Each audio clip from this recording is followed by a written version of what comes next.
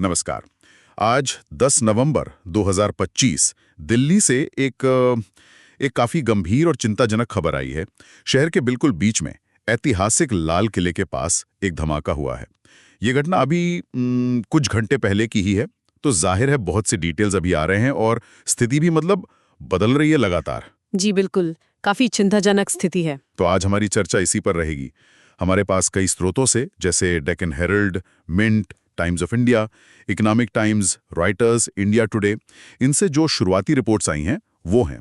हमारा मकसद है कि इन अलग अलग जानकारियों को देखें, समझें कि भाई असल में हुआ क्या है, इसका असर क्या दिख रहा है और अधिकारी मतलब एजेंसियां कैसे रिस्पॉन्ड कर रही हैं। हाँ, और ये समझना जरूरी है कि ये शुरुआती जानकारी है, तो एक स्पष्ट तस्वीर बनाने की कोशिश करेंगे जितनी बन सकती है अभी। बिल्कुल। तो सबसे पहले जगह की बात करते हैं। ये धमाका हुआ है लाल किला मेट्रो स्टेशन के गेट नंबर 1 के पास, लाल किले के एकदम नजदीक। जी, और ये लोकेशन बहुत महत्वपूर्ण है। हाँ, मतलब सिर्फ ऐतिहासिक रूप से ही नहीं, लाल किला तो है ही भारत की पहचान। सही कहा। लेकिन मेट्रो स्टेशन होने की वजह से यहाँ रोजाना हजारों लोग आते जाते हैं। टूरिस्ट, लोकल लोग, दुकानदार, बहुत भीड़ रहती है। बिल्कुल, और इसीलिए ये हमेशा से एक बहुत सेंसिटिव एरिया माना जाता है। तो हुआ क्या? जो रिपोर्ट्स आ रही हैं वो क्या कह रही हैं? ज्यादातर रिपोर्ट्स में यही है कि धमाका एक खड़ी हुई कार में हुआ। जी। टाइम्स ऑफ इंडिया ने किसी चश्मदीद का जिक्र किया है, जिसने कहा कि धमाके की आवाज काफी तेज थी। आसपास के लोग एकदम डर गए। हाँ, और फिर फौरन ही उस कार में आग लग गई। हाँ, इंडिया टुडे की रिपोर्ट में भी था कि आग की लपटें काफी ऊंची थी, धुआं दूर तक दिख रहा था। और आग सिर्फ उसी कार तक नहीं रही। नहीं, वही डेक्कन हेरल्ड कह रहा है कि आग इतनी तेजी से फैली कि पास में खड़ी 3-4 और गाड़ियों को भी चपेट में ले लिया। कुछ कारें थी, शायद ऑटो रिक्शा भी थे। जी, मंजर काफी काफी भयावह रहा होगा, और ऐसी स्थिति में फिर सबसे जरूरी होता है इमरजेंसी रिस्पांस, और ना फैले, मेट्रो स्टेशन या पास की इमारतों तक ना पहुंचे। ये तो बचाव कार्य की बात हुई, लेकिन ऐसी घटनाओं में अक्सर हताहतों की दुखद खबर भी आती है। उसके बारे में क्या पता चल रहा है? देखिए, ये जानकारी हमेशा बहुत संवेदनशील होती है और शुरुआती घंटों में बदल सकती है। सही है। लेकिन अभी तक जो लगभग सभी बड़े स्रोतों ने कंफर्म किया है, उसके मुताबिक इस घटना में कम से कम एक व्यक्ति की दुखद मृत्यु हो गई है। ओह, रॉयटर्स की रिपोर्ट कह रही है कि शायद वो व्यक्ति उसी कार में या उसके बहुत पास थे जिसमें धमाका हुआ, पर इसकी आधिकारिक पुष्टि का इंतजार करना होगा। और घायलों की भी खबर है। हाँ, कई लोग घायल क्यों में, अलग अलग रिपोर्ट्स में संख्या थोड़ी अलग अलग है, जो कि स्वाभाविक है ऐसी स्थिति में। हाँ हाँ। पर ये तय है कि कई लोग घायल हैं, और उन सभी को पास के लोकनायक जयप्रकाश नारायण यानी LNJP अस्पताल ले जाया गया है। अच्छा, LNJP। जी, इकोनॉमिक टाइम्स ने अस्पताल के सूत्रों से बताया है कि कुछ घायलों की हालत गंभीर है, उन्हें बर्न इंजरीज हैं, उम्मीद है उन्हें अच्छा इलाज मिले। हाँ बिल्कुल। एक मौत और कई घायलों की खबर वाकई दुखद है, और जाहिर है इसके बाद सुरक्षा को लेकर चिंता बढ़ गई होगी। हाई अलर्ट जैसी कोई बात? हाँ बिल्कुल, दिल्ली पुलिस ने तुरंत पूरी राष्ट्रीय राजधानी में हाई अलर्ट घोषित कर दिया है। पूरी दिल्ली में? जी हाँ, ये एक स्टैंडर्ड प्रोसीजर है, खासकर जब घटना लाल किले जैसी इतनी सेंसिटिव जगह के पास हुई हो। हाई अलर्ट का मतलब है कि शहर की अहम जगहों पर, बाजारों में, मेट्रो स्टेशनों पर, बस अड्डों पर, सरकारी बिल्डिंग्स पर सुरक्षा बढ़ा दी गई है। गश्त वगैरह बढ़ गई होगी? हाँ, पुलिस और पैरामिलिट्री फोर्सेस की पेट्रोलिंग बढ़ा दी गई है, जगह जगह चेकिंग पॉइंट्स लगाए गए हैं। मकसद यही कि कोई फॉलोअप इंसिडेंट ना हो और लोगों में सुरक्षा का भाव बना रहे। यहाँ जो एक सबसे बड़ा सवाल सबके मन में होगा, और जिसका जवाब शायद सबसे जरूरी है, कि ये धमाका हुआ क्यों? क्या इस पे कुछ पता चला है?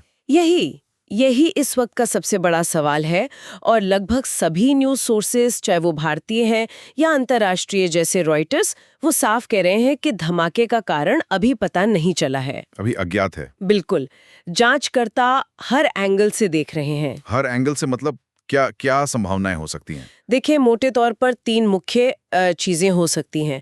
एक, क्या ये कार में कोई टेक्निकल खराबी थी, जैसे CNG किट में प्रॉब्लम या शॉर्ट सर्किट, जिससे आग लगी और फिर शायद धमाका हुआ। अच्छा। दूसरी, क्या ये कोई लापरवाही थी, कोई एक्सीडेंट? हो सकता है कार में कोई फ्लेमेबल चीज रखी हो या कोई और बाहरी कारण। और तीसरी, जो सबसे चिंताजनक होती है, जिसका डर सबसे पहले आता है ऐसी घटनाओं में, क्या ये जानबूझकर किया गया? मतलब क्या इसमें किसी विस्फोटक का इस्तेमाल हुआ? और फिलहाल इन तीनों में से किसी को नकारा नहीं जा सकता। बिल्कुल नहीं, जब तक फोरेंसिक जांच पूरी ना हो जाए और एजेंसियां किसी नतीजे पर ना पहुंचे, कुछ भी कहना जल्दबाजी होगी। किसी भी रिपोर्ट ने अभी तक किसी एक कारण की तरफ साफ इशारा नहीं किया है। सब यही कह रहे हैं कि जांच चल रही है। आपने फोरेंसिक जांच की बात की, उसमें क्या चल रहा है? टीमें पहुंच गई है मौके पर? हाँ जी, लगभग सभी रिपोर्ट्स कंफर्म कर रही हैं कि दिल्ली पुलिस की क्राइम टीम और फॉरेंसिक साइंस लेबोरेटरी (FSL) की टीमें घटनास्थल पर हैं। उनका काम बहुत अहम है और मुश्किल भी। वो धमाके वाली कार के टुकड़ों की, जले हुए हिस्सों की बारीकी से जांच कर रहे हैं। ये पता लगाने की कोशिश कर रहे हैं कि क्या वहाँ किसी विस्फोटक के केमिकल रेजिड्यू मौजूद हैं। अच्छा। उसकी भी जांच हो रही है। इसमें कोई खास चुनौती भी होती होगी इस लोकेशन पर?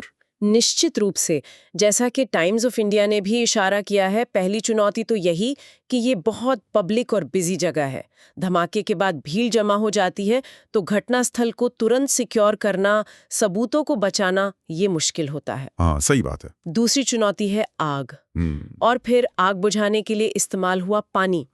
आग खुद ही कई सबूत मिटा देती है, और पानी केमिकल ट्रेसेस को बहा सकता है या कंटैमिनेट कर सकता है। CCTV वो तो होगा वहाँ? बिल्कुल। तीसरी चुनौती वही है, आसपास के CCTV फुटेज हासिल करना और उन्हें एनालाइज करना। मेट्रो स्टेशन के कैमरे, दुकानों के ट्रैफिक कैमरे, इन सब की फुटेज खंगालनी होगी। इसमें टाइम लगता है। ये तो हुई टेक्निकल जांच। क्या कोई और एंगल भी है जांच का, जिसे एजेंसियां देख रही होंगी? हाँ, बिल्कुल। जगह की संवेदनशीलता को देखते हुए जांच सिर्फ फोरेंसिक तक सीमित नहीं रहेगी। जैसा इंडिया टुडे की एक रिपोर्ट में जिक्र था, सुरक्षा एजेंसियां किसी भी तरह के इंटेलिजेंस इनपुट या हाल के थ्रेट परसेप्शन का भी एनालिसिस करेंगी। अच्छा। वो ये देखेंगी कि क्या इस घटना का कोई बड़ा कॉन्टेक्स्ट हो सकता है। दिल्ली और NCR का इतिहास देखते हुए, जहां पहले भी आतंकी घटनाएं या साजिशें हुई हैं, एजेंसियां किसी भी पॉसिबिलिटी को हल्के में नहीं ले सकती। वो ये भी जांचेंगी कि क्या कोई ग्रुप या कोई व्यक्ति इसके पीछे हो सकता है, भले ही अभी किसी ने जिम्मेदारी न ली हो। आपने लाल किले के प्रतीकात्मक महत्व की बात की थी शुरू में। थोड़ा और बताएंगे कि क्यों इस जगह पर हुई घटना को इतना गंभीर माना जा रहा है? जरूर। देखिए, लाल किला सिर्फ एक इमारत नहीं है। ये भारत के स्वतंत्रता संग्राम का, उसके गणतंत्र बनने का, उसकी सोवरेनिटी का प्रतीक है। हर साल स्वतंत्रता दिवस पर प्रधानमंत्री यहीं से देश को संबोधित करते हैं। ये भारत की पहचान है, और इसके ठीक बगल में मेट्रो स्टेशन का होना इसे आज की दिल्ली की धड़कन से जोड़ता है। रोज लाखों लोग गुजरते हैं यहाँ से। सही। तो ऐसी जगह पर कोई भी अप्रिय घटना, चाहे उसका कारण कुछ भी निकले, वो तुरंत नेशनल और इंटरनेशनल अटेंशन खींचती है। ये सिर्फ लोकल सुरक्षा पर सवाल नहीं उठाती, बल्कि देश की पूरी सिक्योरिटी सेटअप और इमेज पर असर डाल सकती है। बिल्कुल सही कहा। अब जब तक जांच चल रही है और स्थिति साफ नहीं होती, आम लोगों के लिए क्या कोई सलाह दी गई है? हाँ, कई न्यूज पोर्टल्स ने, जैसे मिंट और इकोनॉमिक टाइम्स ने, अपनी रिपोर्ट्स में कुछ सामान्य सलाहें दी हैं, जो शायद लोकल पुलिस भी जारी कर रही होगी। सबसे पहली तो यही कि अगर बहुत जरूरी ना हो तो फिलहाल लाल किला मेट्रो स्टेशन और उसके आसपास के इलाकों, जैसे पुरानी दिल्ली, चांदी चौक के कुछ हिस्सों में जाने से बचें। हाँ, जांच वगैरह चल रही होगी। जी, जांच के कारण और सुरक्षा के लिहाज से वहां ट्रैफिक डाइवर्जन हो सकते हैं, आवाजाही पर रोक हो सकती है। और मेट्रो सेवाओं पर कोई असर? संभव है।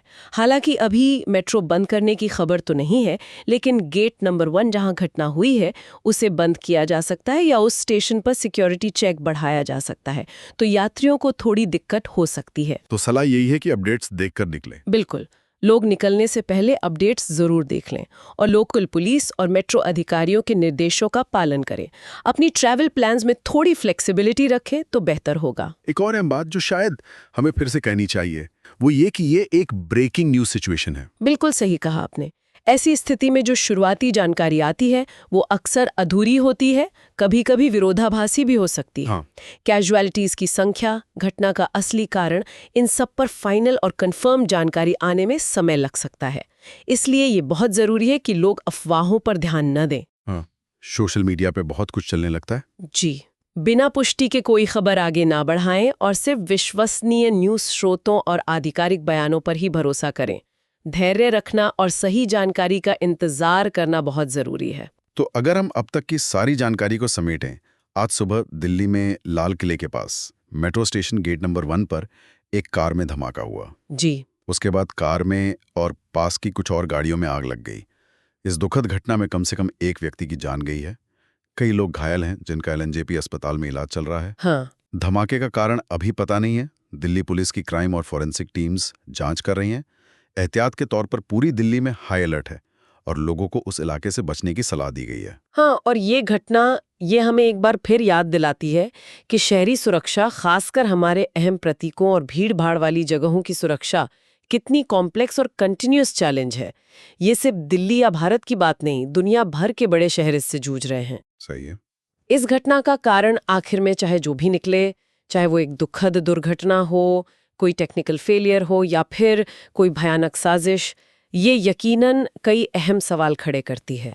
ये हमारे सिक्योरिटी सिस्टम की इफेक्टिवनेस पर, हमारे इमरजेंसी रिस्पांस की रेडीनेस पर और क्राउड मैनेजमेंट की हमारी क्षमताओं पर फिर से सोचने पर मजबूर करती है। क्या हम ऐसी अनएक्सपेक्टेड घटनाओं के लिए तैयार हैं? हमारी अलग-अलग एजेंसियां कितने अच्छे से कोऑर्डिनेट कर पाती हैं? इन सवालों के जवाब फ्यूचर की सिक्योरिटी स्ट्रैटेजीज के लिए बहुत जरूरी होंगे। बिल्कुल। और शायद इसी से जुड़ा एक और विचार है जिस पर सोचा जा सकता है। हाँ, मैं यही सोच रही थी कि जब किसी ऐसी जगह पर जो नेशनल इंपॉर्टेंस की भी हो और जहां आम लोगों की इतनी भीड़ भी हो, कोई संदिग्ध घटना होती है, तो उस शुरुआती दौर में जब जानकारी बहुत कम होती है, सुरक्षा और जांच एजेंसियां रिस्क असेसमेंट कैसे करती होंगी? हाँ, ये बड़ा मुश्किल काम होगा। बिल्कुल। उन्हें बहुत नाजुक संतुलन बनाना होता है। एक तरफ उन्हें हर पोटेंशियल थ्रेट को गंभीरता से लेना है, कोई एंगल छोड़ना नहीं है। दूसरी तरफ उन्हें ये भी देखना है कि बिना ठोस सबूत के कोई ऐसी बात बाहर ना जाए जिससे बेवजह समाज में डर या पैनिक फैले। सही कहा। ये फैसला लेना कि कितनी जानकारी कब और कैसे पब्लिक करनी है और किस लेवल का सिक्योरिटी रिस्पांस तुरंत लागू करना है, ये अपने आप में एक बहुत बड़ी चुनौती होगी। जानकारी के अभाव में खतरे का अंदाजा लगाना और फिर भी संयमित लेकिन इफेक्टिव तरीके से रिएक्ट करना, ये शायद आज के सिक्योरिटी सिस्टम्स की सबसे जटिल पहेलियों में से एक है। जैसे जैसे इस मामले में और फैक्ट सामने आएंगे, शायद हमें इस प्रोसेस की कॉम्प्लेक्सिटीज को समझने का और मौका मिलेगा।